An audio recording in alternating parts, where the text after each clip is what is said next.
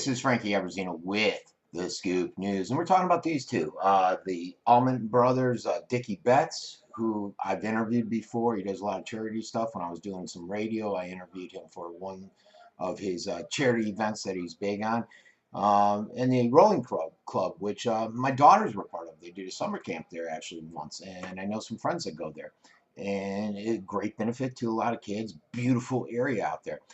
And a lot of the issue was brought to attention back when his Dickie Betts' wife Donna was arrested after basically coming out with a rifle and then throwing it into the waterway there after threatening the kids.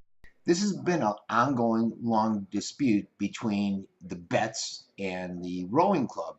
And somebody wrote me when I put that out originally when Donna was arrested, and it said, hey, look, this goes beyond the Betts. Everybody's upset with them, with the noise, with the traffic, with the concerns with the bay and how it's being preserved in their use of it. And they believe it's counterproductive to that the rowers aren't being good citizens and they're not being peaceful out there with all the noise. Not just the rowers, but when they have their parties, their wedding celebrations, when the 100 rowers get in the water and start paddling. And this is a property that's owned by the Conservation Foundation. And a lot of people are upset about this. A lot of the people that put a lot of money, like the Betts family, into their homes there and built what they hope to be their final home, the home that they've always wanted. The Herald wrote a great article. I encourage you to go over there and read it. And they're basically reporting all this information, basically what the other neighbor, who was anonymous, I believe, at the time, stated to me when it came to the Betts feud with the rowing club, saying it goes beyond them and that a lot of neighbors are involved. But then you get some conflicting information, as the Herald's reporting that Christine Johnson, who's the president of the CFGC, she says she's spoken to them. Nobody's expressed any concerns. They had one complaint last year and it was resolved. They talked to the rowers once they had it.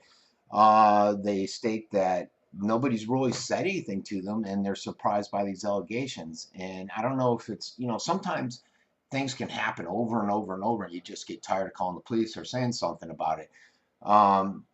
You see that happen a lot. So just because it's it's not being reported or underreported doesn't mean it's not bothering the individuals. Like I said, it's a huge property. I mean, it's just under 10,000 acres. They have, I believe, 34 properties on there.